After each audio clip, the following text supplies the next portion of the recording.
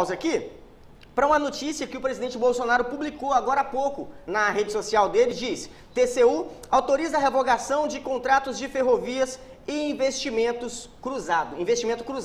Isso é sobre um vídeo que a gente usou aqui no programa, que a gente divulgou aqui no programa sobre o Ministério da Infraestrutura, sobre o ministro Tarcísio de Freitas.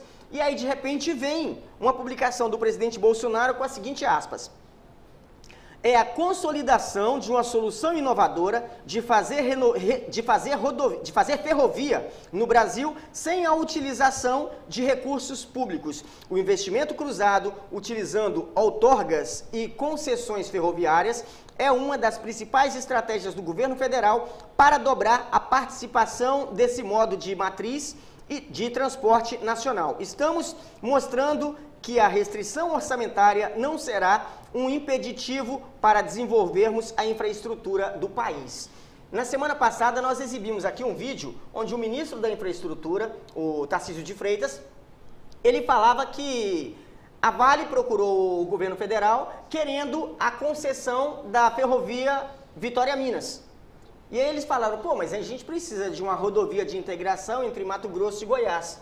Ao invés da gente cobrar da Vale pela outorga que ela teria que pagar na ferrovia Vitória-Minas, a gente vai pedir ela para que, em troca da outorga, ela faça a ferrovia Mato Grosso e Goiás. E a Vale aceitou. O governo federal vai deixar de pagar, ou vai deixar de receber os valores referentes à outorga, e em troca vai ganhar uma ferrovia interligando dois estados, que será um patrimônio do governo federal e que aí vai gerar bilhões em recursos para os cofres públicos. Bem, o transporte ferroviário é um modal que existia aqui na época de Dom Pedro II, que o país chegou a ser a terceira economia do mundo. Então, efetivamente, nós podemos dizer que todos os países do mundo usam esse transporte. Nós temos aí trem-bala na Europa, nós temos aí os Estados Unidos, que usa muito uma malha viária, a malha ferroviária, para transportar os seus produtos. E nós privatizarmos isso é uma oportunidade de aumentarmos, para não ficarmos escravos das rodovias, as questões que envolvem asfalto, a questão que envolve caminhões, e criar um modal alternativo. Porque hoje nós temos poucas ferrovias, um país intercontinental, e efetivamente precisa de uma infraestrutura e que seja privada, que não use dinheiro público, para que nós podermos, viesse a colocar nos trilhos o transporte, a questão do transporte no Brasil. Eu acho muito inteligente, mais uma vez, o Estado diminuindo, o Estado ele ficando cada vez menor e dando oportunidade para os empresários para expandir o modal ferroviário e com isso desenvolver o nosso país. Ô, Coronel, a gente vê nas cidades, principalmente naquela região ali onde a gente mora, onde você também mora, onde você vive, onde você convive mais proximamente com as pessoas, a gente vê muita gente criticando o presidente Bolsonaro. E hoje eu cheguei à conclusão de que essas pessoas criticam o presidente exclusivamente, unicamente, porque estão se informando nas fontes erradas. Estão buscando a informação certa no lugar errado. Exatamente. Então a gente tem que tomar cuidado e se informar. Hoje nós temos aí a internet. Temos que buscar cada vez mais de manhã, nos seus intervalos, nas suas folgas, buscarmos a internet. Temos várias ferramentas de informações. Entrar no site do governo federal. Eu costumo dizer que nós temos que entrar nas casas, tanto o legislativo como o executivo, para saber o que os caras estão fazendo. E ver o que o presidente está fazendo. Ver o que o presidente está fazendo, a boa fé que o camarada tem, a estruturação que o camarada tem. Ele pensa num Brasil melhor, ele pensa em desenvolvimento, ele não pensa em conchavo, ele não pensa em monopólio. Ó, futebol, transposição do Rio São Francisco, aquele negócio eu achei que nunca ia acontecer. Estou vendo aquele negócio milhões de anos ali, durante todos os governos de PT, PSDB, seja qual for, nunca aconteceu, está lá. E hoje nós temos a transposição do São Francisco, tem uma questão, e outras MPs, que o Congresso deixou de cumprir a Constituição, porque a MP ela tranca pauta, está escrito isso na Constituição, e o senhor Rodrigo Maia não trocou pauta, simplesmente deixou as MPs elas prescreverem, o que não é constitucional. Então, quer dizer, tem aí a questão da carteira do estudante, que o senhor Rodrigo Maia deixou prescrever, tem a questão da carteira de habilitação, deixou prescrever, ou seja, a gente vê um presidente onde as ações visam sempre o coletivo. E mais, ele não rouba e não deixa roubar. E a prova está aí. Sobre as ações do governo federal, a gente vê muita gente criticando, mas você vê que é simplesmente politicagem.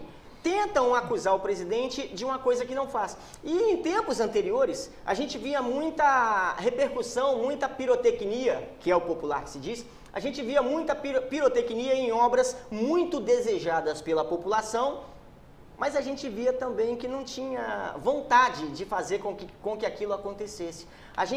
Hoje a gente vê que aquela pirotecnia toda naquelas obras era simplesmente para ter o apoio da população para cada aditivo que eles iriam pedir para mandar para o ralo da corrupção. Aí você vê 30 anos de transposição de São Francisco, 30 anos não, né? 16 anos de PT, fazendo propaganda da transposição do São Francisco, e o presidente Bolsonaro só precisou de 1 ano e meio para fazer com que a água chegasse ao Ceará. Cidadão, o Bolsonaro, ele não inaugura pedra fundamental. Já viu o tal da pedra fundamental? Ele não inaugura pedra fundamental, ele inaugura resultado, ele inaugura obra. Quando você vê o político colocar a pedra fundamental, aqui é a pedra fundamental, vou construir o castelo de Grayskull. É mentira. Porque o político bom, o gestor bom, ele inaugura resultado. Ele vai lá inaugurar, ele vai cortar a fita de resultado. Eu já vi ao longo dos meus 48 anos, político inaugurar a fita com a pedra mauada. Aqui vai ser construído o castelo do Sr. Wellington Oliveira. Não! Então, o bom político, o bom gestor, ele inaugura obras, ele entrega para o seu povo, entrega para o seu coletivo a matéria, ele entrega a transposição, ele entrega as rodovias que estão sendo calçadas, ele entrega efetivamente o novo modal ferroviário, entrega obras. Então, político que chama você para a pedra fundamental, corra dele, que essa pedra vai ficar ali o resto da vida e nada vai acontecer.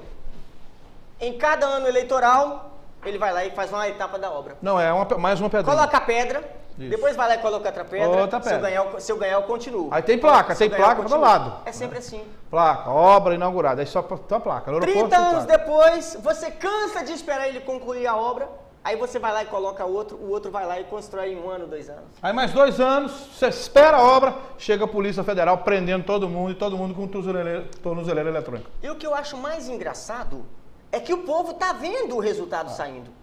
O povo está vendo as obras saindo, o povo está vendo os investimentos que estão sendo feitos, o povo está vendo o cara cumprindo todas as promessas de campanha que ele fez e mesmo assim o povo bate. Outro dia eu estava numa discussão aqui, com a outra pessoa, estava na discussão com a outra pessoa outro dia, o cara criticando o presidente Bolsonaro por ter aceitado negociar com o Centrão. É tipo um sequestrador ou um bandido chega, põe uma arma na cabeça do senhor, passa a carteira. Aí ao invés da pessoa criticar o bandido que tá colocando a arma na cabeça do senhor, a pessoa vai criticar o senhor que passou a carteira pro bandido.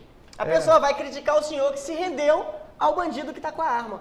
E um detalhe, a diferença da direita para a esquerda, que se o Bolsonaro virar bandido, ninguém vai gritar Bolsonaro livre não, tá? Nós vamos gritar Bolsonaro cadeia.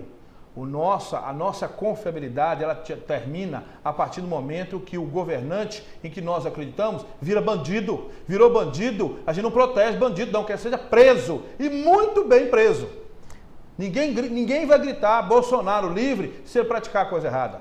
Essa é a diferença da direita para a esquerda. O que eu sempre falo para as pessoas é, se você é contra o presidente Bolsonaro aceitar negociar com o Centrão, você não tem que criticar o presidente Bolsonaro, não. Você tem que criticar o seu vereador, o seu prefeito, o seu deputado, o seu governador, o seu senador, que aceita que os deputados que eles ajudaram a eleger, coloque uma arma chamado impeachment. Fugiu a palavra da cabeça aqui, ingovernabilidade. Você tem que brigar com o seu político aí do seu bairro, da sua cidade, da sua região, que aceita com que o deputado que eles elegeram coloque uma arma chamada impeachment ou ingovernabilidade na cabeça de um presidente da República que só quer fazer a coisa certa, do jeito certo, na hora certa.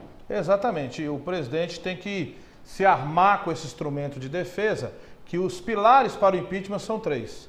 Baixa popularidade, ingovernabilidade e corrupção. Então, o que o Bolsonaro faz? Para ele ter governabilidade, porque não adianta, ele não aprova um projeto sozinho. São 513 deputados. Cada um com o seu jeito de ser, para não falar outra coisa. Então é importante que efetivamente o Bolsonaro tenha apoio no Congresso, para que ele possa executar obras de interesse da comunidade. Tem muito deputado que está lá para barrar o presidente. A obra pode ser a melhor coisa do mundo para aquela sociedade, para aquela comunidade. Mas se ele efetivamente não atende os interesses pessoais, ele vota contra o presidente. Por isso essa amarração com o Centrão.